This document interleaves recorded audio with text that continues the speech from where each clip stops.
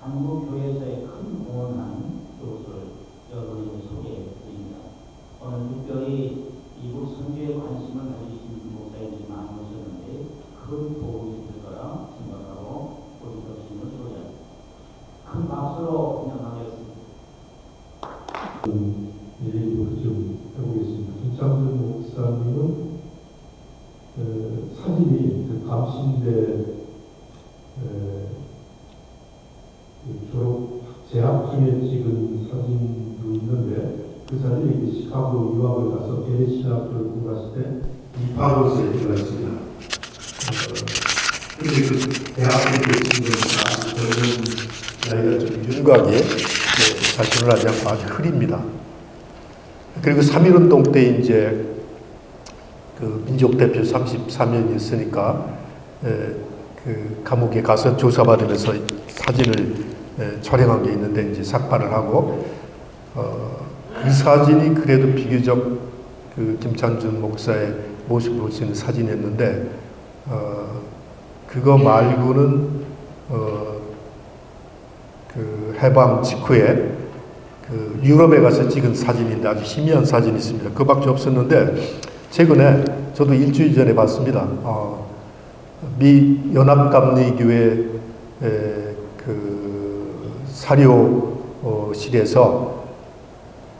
그 사진을 정리해서 개방한 게 있는데 그 중에 김창준 목사님 사진이 선명한 게 들어가 있습니다. 그래서 사진을 한번 좀 보도록 하겠습니다. 네. 자, 지금 김창준 목사님을 생전에 그 보신 분이 계시죠? 지금 저 사진은 여기 중앙교회 아마 서재 같아요. 서재. 중앙교회 서재. 1922년에 선교사들이 찍은 사진입니다. 1922년에. 그러니까 지금 중앙교회 어디 그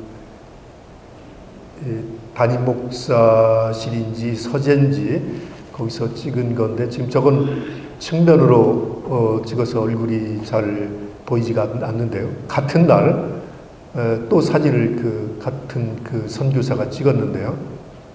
다른 사진을 지금 보시면 저렇게 선명한 사진을 지금까지 우리가 볼 수가 없었습니다.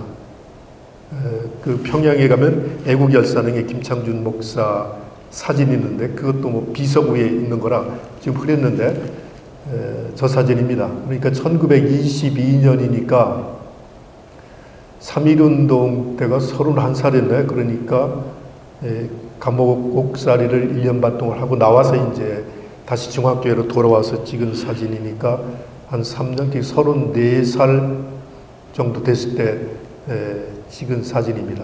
그 돌아가실 때까지 저 얼굴 윤곽을 그대로 이제 가지고 계셨는데요. 그 북한의 노동신문에도 사진이 조금 소개가 되고 한 적이 있는데 그것도 좋지가 않았는데 역시 그 당시엔 뭐 우리는 그 한국 목회자들은 카메라가 없었으니까 선교사들만 저런 사진을 찍을 수가 있는데 지금 미국 그 연합감리교회 그 뚜르 대학에 있는 사료실에서 저 사진을 개방해서 지금 불과 며칠 전에 제가 저걸 보게 됐습니다. 다른 사진, 저기 보면은 저건 1949년 이제 이미 월북한 상태죠. 월북해서 그 유럽 프라하에서 열린 세계 평화대회에 참석을 하시는데요. 그 지금 사진으로 보면 그러니까 지금 어떻게 되나 저 왼쪽 안경 쓴 분이죠. 아까 1922년에 찍고 나서 27년 뒤에 김창준 목사의 모습입니다. 뭐 안경 쓰고 좀 나이가 드신 것 외에는 윤곽이 지금 똑같은 윤곽이 드러나죠. 그 세 사람이 프라하에서 열린 평화대회에 참석을 했습니다. 우리 남쪽에서는 저 평화대회에 참석을 안 했는데 그 북쪽에서는 1949년 이후에 평화대에 계속 참석을 했습니다. 그래서 평화운동이 북한 교회의 평화운동이 남쪽보다 앞섰다고 이렇게 주장도 할 수 있는 근거가 되는데요. 저 가운데 있는 분이 월북한 유명한 작가 한설야입니다. 한설야. 저분은 일본에서 사회학을 공부하셨죠. 사회학을 공부하고 활동을 하다가 이제 그 북으로 월북을 했는데 그 임꺽정을 쓴 홍명희도 월북을 했죠. 이게 1948년 4월 달에 그 남북한 정당 사회단체 대표들이 평양으로 가서 이제 그 통일 문제를 얘기를 하죠. 통일 문제를 얘기하는데 그때 김구, 김규식 등등 그 정치인들이 가는데 그때 김창준 목사도 서울에서 만든 기독교 민주동맹 대표로 초청을 받습니다. 그리고 한설야, 홍명희, 허헌 이런 분들이 초청받아서 갔다가 그분들은 그 김창준 목사와 마찬가지로 월남하지 않고 평양에 그냥 계속 체류했죠. 뭐 김구나 김주식 선생은 이제 월남을 했는데 그 지금 김창준 목사나 한설야 이런 분들은 평양에 남아 있었습니다. 한설야가 1949년 프라하에서 열린 평화의 대표로 세계 평화회의입니다. 이름이 세계 평화회의에 대표로 참석하는데 이건 종교회의가 아닙니다. 종교인도 있고 그 정치인도 있고 사상가도 있고 그 유명한 그 피카소 같은 예술가도 참석하는 그런 대회였습니다. 2차 대전이 끝났으니까 그 1차 대전이 끝나고서 그 1차 대전 끝나고 나서도 지금 세계를 어떻게 평화롭게 할 건지 평화회의를 그 파리에서 하잖아요. 마찬가지로 2차 대전이 끝나고 나서도 당시는 이제 국가 정치인들이 아니고 이제 그 민간인들이 중심이 돼서 세계 평화회의를 여는데 북한에서는 저 세 사람을 이제 대표단으로 보냅니다. 근데 저분들이 파리 공항에 도착했는데 프랑스 정부가 공산 국가에서 온 대표단은 입국을 안 시켰습니다. 파리에서 회의를 하기로 했는데 그래서 지금 북쪽에서는 김창준 일행은 프라하로 갑니다. 프라하로 가서 따로 세계 평화의 창립식을 갖습니다. 지금 파리에서는 그 자본주의 국가들에서 온 대표들이 모이고 프라하에서 따로 모여서 같은 날 평화대를 했는데 저 프라하에서 찍은 사진입니다. 그 옆에가 저분은 뭐 사망한 지 그렇게 오래되지는 않았는데 북한에서 그 김일성 시기에 그 고위 간부로 활동했던 분 박정혜라는 분입니다. 저분은 그 모스크바에 있는 그 공산당 간부를 기르는 공산 대학에서 공부를 했던 분입니다. 저 세 분이 이 김창준은 영어를 하고 뭐 그 한설야는 뭐 일본에서 공부했고 저분은 이제 그 러시아를 하니까 아마 저 세 분을 대표단을 보냈는데 지금 감리교 목회자가 월북해서 이제 평양으로 갔다 하는 그 얘기입니다. 저 얘기를 이해해야 1981년에 독일의 이영빈 목사님이 평양에 가서 조국련과 조선 그리스도교 연맹과 그 외국에 있는 그 교회 지도자들과 통일 대화를 주선하는 것도 이해가 할 수가 있습니다. 네. 저건 굉장히 귀중한 사진인데 저렇게 선명한 게 없습니다. 그래서 저 사진을 제가 발견해서 소개를 드렸습니다. 자, 지금 제가 그 김창준 목사를 그 얘기를 하고 있는데요. 그분이 이제 여기서 목회를 했고 여기다가 감신대 교수로 됐다가 이제 일제 말기에 만주에 가서 생활을 오래 하십니다.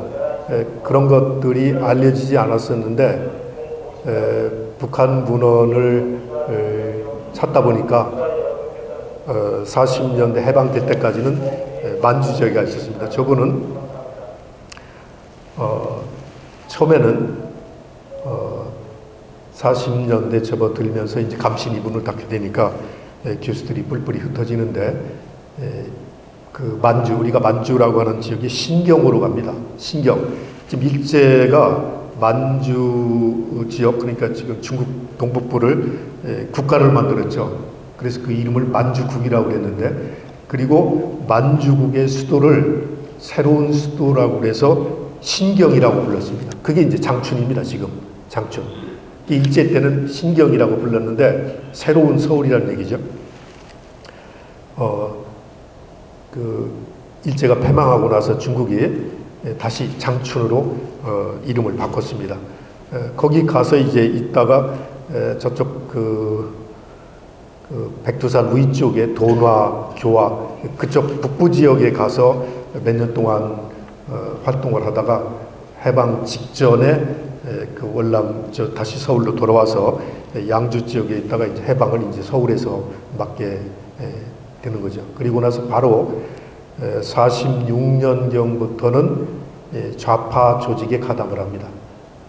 이제 막 좌우익이 막 싸우는데 좌파 조직에 가담을 해서 그 좌파 조직의 중요한 인물이 됩니다. 그분은 이미 민족 대표니까 3.1운동 민족 대표니까 이제 좌익에서도 인정을 해줘서 민주주의 민족전선이라고 하는 서울에 본부가 있던 남한의 모든 좌익계를 그 총괄하는 그런 단체였는데 거기에 공동 대표가 됩니다.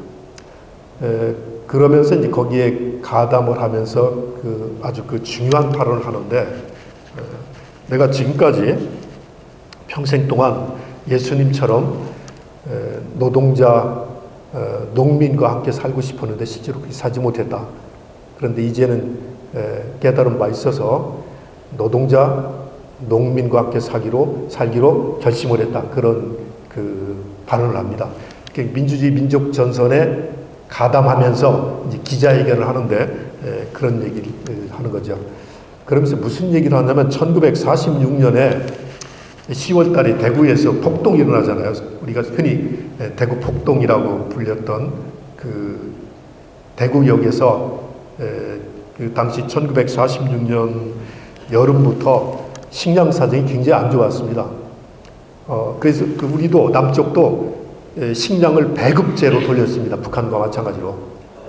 식량을 배급제로 하다 보니까 이제 식량이 없는 곳에 즉각 식량을 전달해야 되는데 1946년에 교통 상황이 안 좋았습니다. 지금처럼 뭐 길이 많고 그 운반할 수 있는 추럭이나 기차가 많은 게 아니니까, 지금 예컨대 어디 저기 경상도 거창에 누가 굶주린다. 그럼 거기까지 가는데도 뭐 한참 걸렸죠. 뭐 가다가 차 빵꾸도 나고 뭐 그런 상황인데 또 46년 여름에 콜레라가 창궐 했습니다. 그러니까 콜레라가 많은 지역은 운전기사들이 거기를 가지 않았습니다. 사람은 굶주리고 있는데. 그런 것들이 쌓여서 대구에서 1940년 10월 달에 그 대구 주민들을 중심으로 폭동이 일어났습니다. 그 이제 경찰하고 이제 총격전이 벌어지고 그런 일이 생겼는데 그때 많은 사람이 죽었죠. 그때 박정희 나중에 대통령이 된 박정희 형도 죽었습니다. 그래서 박정희가 이제 좌익으로 자기 형이 죽었으니까 존경하는 형이 죽어서 이 좌익으로 이제 넘어가게 되는 결정적 계기가 이제 그때가 되는 거죠. 그리고 그 운동을 대구에서 이제 뭐 주민들이 뭐 우왕좌왕하면서 데모하니까 그걸 조직해서 이끌고 나갔던 것이 장로기 목사 두 사람이었습니다. 그 최문식이라는 장로기 목사와 이재복이라는 장로기 목사가 그 운동을 주도했습니다. 물론 그분들은 감옥 갔다가 나중에 이제 그 전쟁 나기 직전부터 잘 알려지지 않았습니다. 이런 분들이 지금은 어떤 학자들은 북한식 표현을 따라서 인민항쟁이다 이렇게도 표현하고 대구 폭동이다 이렇게도 표현하는데, 그걸 김창전이 봤다는 얘기입니다. 그걸 보고 나서 깨달음 막 컸는데, 세계 평화고 뭐고 간에 경제적 평등이 없으면 사회 질서가 유지될 수 없다는 걸 느꼈다. 경제적 평등이 가장 중요한 걸 느꼈다. 그런 얘기를 합니다. 그걸 하게 되면서 내가 예수님처럼 가난한 자, 농민 노동자를 위해서 살기로 결심을 했고, 그래서 이 가난한 자를 많이 얘기하는 이 좌익 노선에 내가 서게 됐다 하는 얘기를 이제 1947년 1월 달에 하게 됩니다. 이게 김창준 목사는 이제 좌익으로 이제 넘어가는 거죠. 그리고 바로 한 달 뒤에 여기 종로 일가족 종로 경찰서 바로 맞은편에서 당시 좌익 기독교인들을 한 500명 모아서 기독교 민주동맹이라는 단체를 결성합니다. 기독교 민주동맹. 그 당시 이제 여러 단체가 만들어집니다. 막 그리스도교 연맹 쭉 하는데 김창준 목사는 일제시기 변호사인 허은 등과 함께 기독교 민주동맹이라는 단체를 만들고 그 단체 대표가 됩니다. 그때 이제 그 성명서를 보면 기독교의 본래 정신은 가난한 자, 또 노동자, 농민을 위해서 사는 거다. 그게 예수 그리스도의 사회적 가르침인데 그걸 북한의 사회주의 사회가 그걸 강조하니까 자본주의 사회보다는 사회주의 사회가 기독교 원래 정신에 부합한다. 그래서 우리는 기독교 민주동맹을 만들었고 북한을 지지해야 된다 하는 얘기를 합니다. 그게 1947년 2월 달입니다. 그 2월 달에 그 조직을 만들고 나서 이제 그 조직을 여기 저기 어디죠? 그 인사동 입구에 그 천도교. 그쪽에 시천교라는 큰 동학계열의 강당이 있었는데 이 교회는 이제 장소를 안 빌려주니까 거기를 빌려서 결성식을 하는데 그 소문을 듣고 영락교회 청년들 그리고 월남한 청년들이 또 수백 명이 그 집회 현장에 가서 집회를 방해합니다. 그러니까 뭐 안에도 막 청년들이 500명 있었고 밖에는 한 700명이 와서 막 싸움이 벌였어요. 문을 안 열어주니까 밖에서 이 돌을 던져가지고 막 그 회의장을 아수라장으로 만들었습니다. 그래서 뭐 종로경찰서 경찰들이 오고 해서 그걸 해산했는데 수백 명이 잡혀갔죠. 그때 이제 김창준 등등이 이제 잡혀야 되는데 그게 이제 남쪽에서 한경직 때 김창준의 싸움이 시작되는 겁니다. 남쪽 기독교와 북한 기독교의 싸움이라고도 볼 수 있는 그런 갈등이 가시화된 것이 1947년 2월 달이라는 얘기입니다. 그러니까 김창준 대 한경직의 싸움이었다고 볼 수 있습니다. 한경직 목사는 그러니까 해방된 것이 45년 8월 15일 하네요. 8월 15일. 그 당시에 한경직 목사는 신의주에 있었습니다. 우리가 이제 압록강을 여행 가면 이제 신의주를 바라보면서 바로 저기에 한경직 목사가 있었고 누가 있었고 감리교는 홍연설 목사가 있었고 그런 얘기를 하면서 이제 쭉 압록강 두만강을 가는 얘기인데요. 그 여행을 그 유관지 목사님이 감리교에서 가장 많이 하셨습니다. 근데 지금 건강이 안 좋아서 그 뒤로 제가 그 여행 안내를 하고 그랬는데 유관지 목사님은 아마 거기를 10번 다녀오시고 나서 최고란 걸 썼습니다. 아마 12번쯤 다녔을 거예요. 지금 이제 건강이 안 좋으셔서 이제 가이드를 못 하시는데 저는 9번을 다녀왔습니다. 저도 한 번만 더 다녀오면 지금 정리를 하려고 그러는데 이제 거기 그 단동에 가면 신의주를 바라보면서 뭐 그런 얘기를 지금 하게 되는 거죠. 그 신의주에서 목회를 하고 있었는데 이제 일제 말기에 이제 교회를 뺏겼다가 이제 그 새로 이제 교회를 시작을 해야 될 그런 형편이었습니다. 그런데 8월 29일인가 소련군이 신의주에 들어옵니다. 신의주에 들어와서 그 불과 2, 3주 만에 그러니까 좌익 인물을 중심으로 동사무소, 무슨 면사무소, 군 또는 그 방송국 이런 것들을 재편해 나갔습니다. 이걸 보고 한경직 목사님이 좌익이 평안북도와 신의주를 점령해가는 모습을 보고 10월 달에 올라옵니다. 한경직 목사님은 가장 열심히 반공도 했지만 북한 체제에 사는 건 한 달밖에 안 됩니다. 한 달 조금 더 되는 거죠. 가장 먼저 월남하신 분이 한경직 목사님입니다. 그런데 그 월남하기 전에 지금 막 그 정당을 만들고 하게 되니까 이게 좀 어떻게 정당을 만들어야 기독교가 좀 보호가 될까 해서 정당을 만드는 거지, 정당을.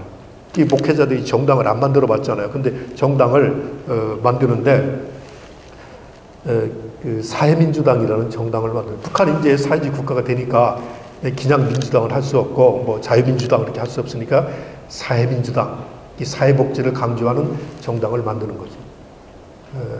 그래서 그 정당을 9월 중순경에 만들고 9월 말에 동경에 있는 유엔군 사령부에 영문으로 편지를 씁니다.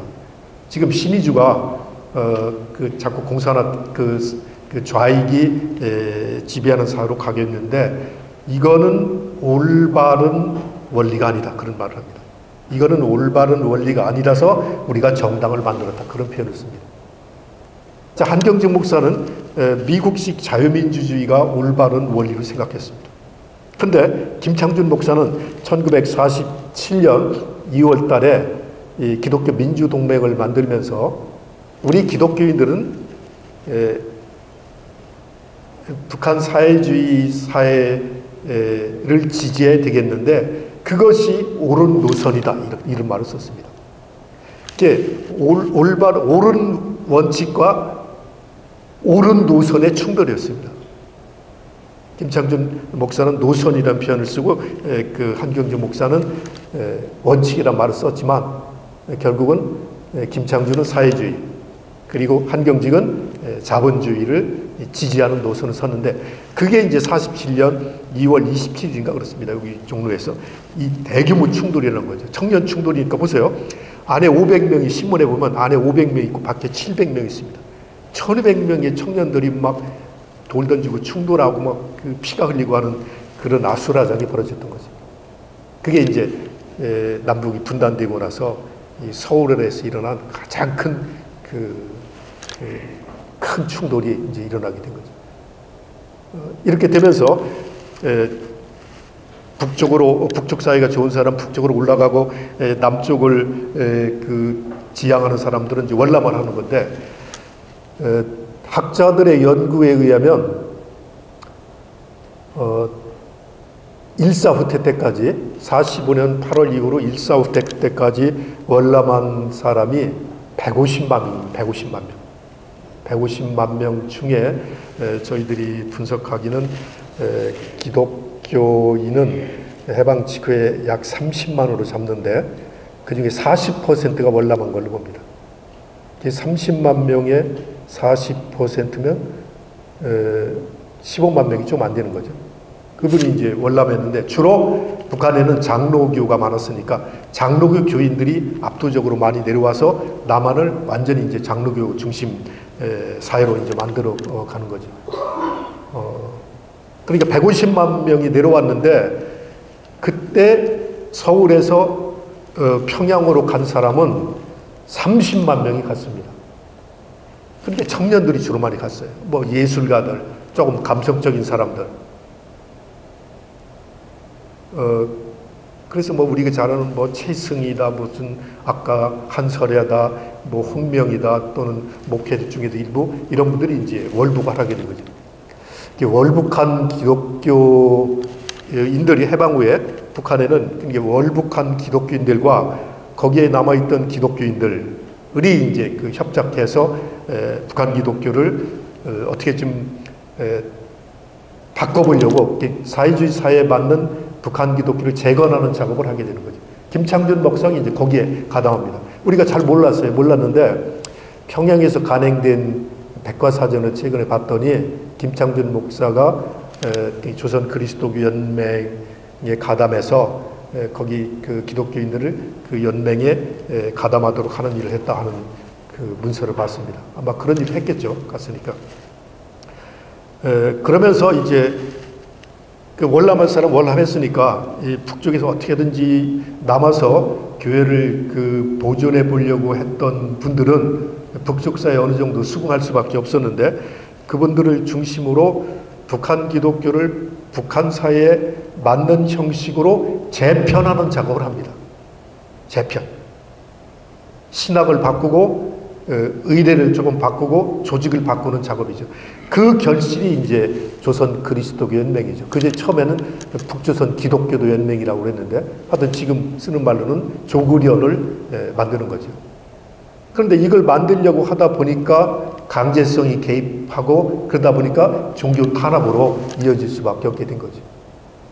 어쨌든 그 당시는 감리교도 많이 가담했어요. 조국연을 만드는데 그 홍기왕 장로 같은 경우는 평양의 감리교학교 광성학교 교장이었는데 무상으로 교육한다 그러니까 선생들이 듣기 얼마나 좋은 소식이에요. 그러니까 공산주의가 좋다 하고 이제 가담을 해서 강영욱과 함께 그런 것들을 좀 만드는 작업을 했죠.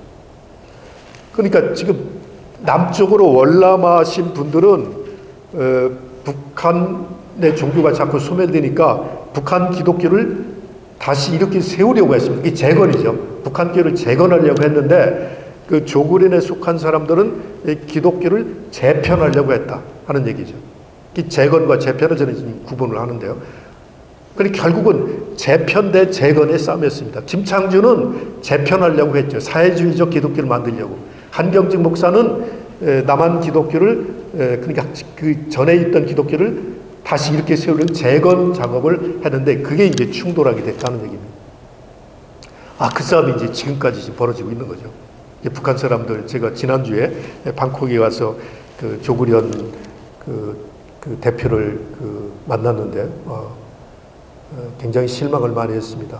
그 전에 그 지금 조국연 대표는 50대 초반입니다. 시운 셋넷 됐는데 강명철이라는 분인데 그 아버지는 강영선 목사였는데 그분은 북한 기독교의 미래를 내다본 분이었습니다.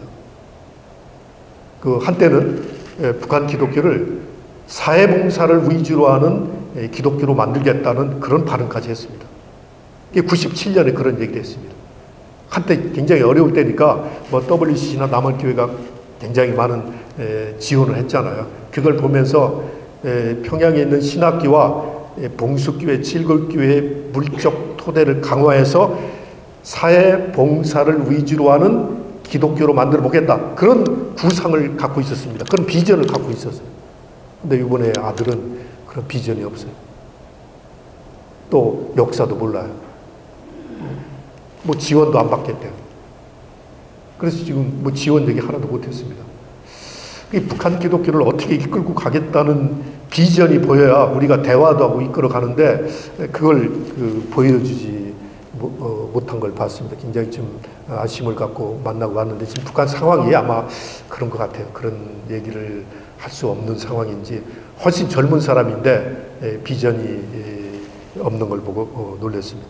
자, 그렇게 해서 이제 그 북한 기독교가 이제 전쟁을 겪으면서 이제 소멸 과정을 들어서는데 이 김창준이 참여했던 세계 평화대회 노선을 잇는 사람이 이영빈 목사님입니다. 혹시 이영빈 목사님은 기억하시는 분 계시죠? 54년에 그 독일 유학을 갔으니까 그리고 그 사모님 김순환 선생 두 분 다 감신을 나왔죠. 대전에서 일하다가 가셨는데 그 이영빈 목사님은 지난해 12월에 돌아가셨습니다. 그래서 이제 그쪽 독일 유럽 쪽에서 평화 운동을 하던 기부가 이제 끊어졌는데요. 이영빈 목사님은 50년대 독일 유학을 갔는데 마침 그 본 대학에서 박사과정을 하려고 갔는데 거기에 그 희망의 신학을 구상한 몰트만 선생의 지도 교수가 거기 본 대학에 있었습니다. 이반트라는 교수인데 그 독일에는 이반트 교수 그리고 프라하에는 로마드카라고 하는 그 교수가 프리스턴 신학교 교수하다가 자기 조국이 공산화되는 걸 보면서 이게 어떻게든지 좀 그 공산화된 사회에서 교회를 좀 유지해 보겠다고 왔던 분이 그 두 분들이 뭐를 만드냐면 1958년에 기독교 평화회의라는 걸 만듭니다. 이 기독교 평화회의라는 걸 크리스찬 피스 컨퍼런스인데요. 이걸 만들어서 막시즘과 기독교가 지금 완전히 차단돼서 대화도 없이 서로 자본주의와 공산주의가 싸우고 있는데, 이게 지금 사상적인 대화가 가능한가 해서 그 두 사람을 중심으로 막시즘과 기독교의 대화 모임을 만드는 것이 기독교 평화회입니다. 근데 이 기독교 평화회를 서독에서는 그 이반트 교수가 주도했는데, 그 이반트 교수의 집에 이영빈 목사가 머물게 됩니다. 한국에서 유학생이 하나 왔는데 뭐 장학금 받았지만 돈도 없고 혼자 왔으니까 부인도 없이 너 뭐 방 하나 얻을 필요 있느냐? 그 독일은 뭐 대학 교수들이 거의 장관급입니다. 그냥 큰 집을 주는데, 그 독일은 교수들 연구실이 없습니다. 아예 집을 줍니다. 집. 그래서 세미나도 집에서 하고 이 큰 집을 주니까 방이 많으니까 우리 집에 살아라 해가지고 그 이반트 교수 밑에 살면서, 그 집에 살면서 그분이 이제 나중에 심장마비로 급히 사망하는데, 계속 그 사회주의권 인물들, 신학자들과 접촉하는 걸 보면서 충격을 받습니다. 아, 지금 어떻게 공산권 사람들과 만나나. 그러면서 나중에 그 이반트 선생의 그런 활동을 잇는 일을 1981년에 하게 됩니다. 81년에 북한에 계속 접촉을 했는데, 여기는 남쪽은 이미 이제 80년에 전두환 정부가 서로 썼으니까 외국에 있는 많은 반정분도 하던 사람들이 전두환 정부와 대화를 포기했는데, 그래도 통일운동을 안 할 수가 없으니까 우리가 외국에 지금 많은 기독교인들이 지금 외국에 살고 있는데 당신들과 대화하고 싶다 해서 1980년부터 79년부터 계속 편지를 보냅니다.